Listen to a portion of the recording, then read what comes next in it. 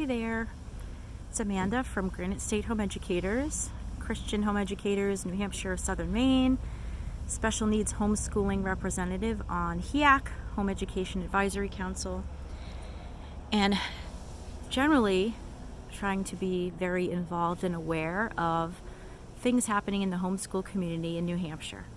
So I wanted to go over, just really quick in this little short outside video, the 4 educational pathways in New Hampshire to satisfy compulsory attendance.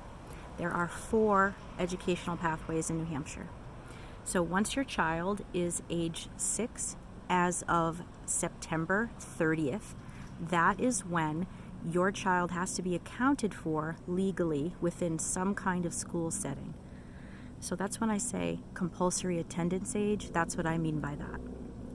So for compulsory attendance age in New Hampshire, there are 4 distinct options. The first one is public school. The second one is private school. The third one is home education. This is governed by RSA 193A. And the fourth one is the newly added educational pathway, EFA student. Educational Freedom Account student is a completely different educational pathway than home education in New Hampshire. It's a legally distinct 4th educational pathway.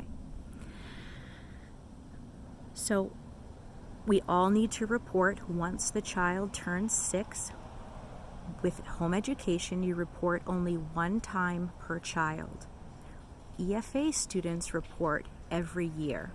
There are some other distinct differences between the EFA educational pathway and the RSA 193 traditional homeschooling pathway, so option 3, home education, and option 4, EFA student. These are large differences in my opinion, and transparency is best because informed parents know best. So I feel like it's our job at Granite State Home Educators and my job on Home Education Advisory Council to be completely transparent with parents about those differences. So I just want to talk real quick about a few of these differences, but we'll direct you to the EFA website and to their administrators and their personnel for more information. Once again, home educators under RSA 193A, option 3 in New Hampshire, we notify 1 time per child. We maintain a portfolio with work and a reading log. And then we do some kind of year-end assessment. There are options for that. And we keep all of these things for at least 2 years. Those are the basic requirements for option 3, home education in New Hampshire. For option 4, this educational pathway, if you were a home educator under RSA 193A and you sign up for an Education Freedom Account, you have now switched educational pathways from the 3rd pathway to the 4th pathway. Your reporting is yearly. Your year-end assessments need to be turned in to the administrative agency.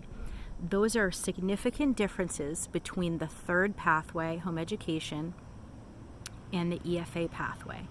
You also need to go through their rules and their vendors for purchasing through Class Wallet and the whole thing if you are under an EFA program. Home educators under RSA 193A do not turn in anything to anyone. We do the first notification, and then after that, we keep things for our records.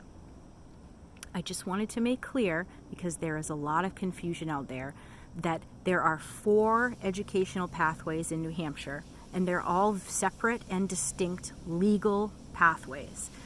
The other thing I wanted to mention real quick, because there's lots of questions about this, and we've been working on things of this matter on HEAC, is VLAX. VLAX is Virtual Learning Academy.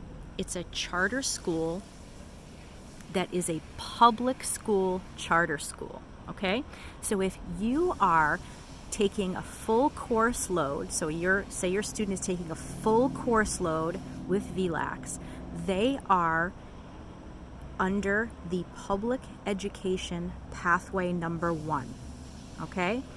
If you're taking your student is taking classes part-time status at VLAX, you are still under Pathway 3, which is RSA 193A, home education, and you still need to follow the rules, the regulations, and the law under the third pathway. So hopefully that makes sense. Full-time is public charter school.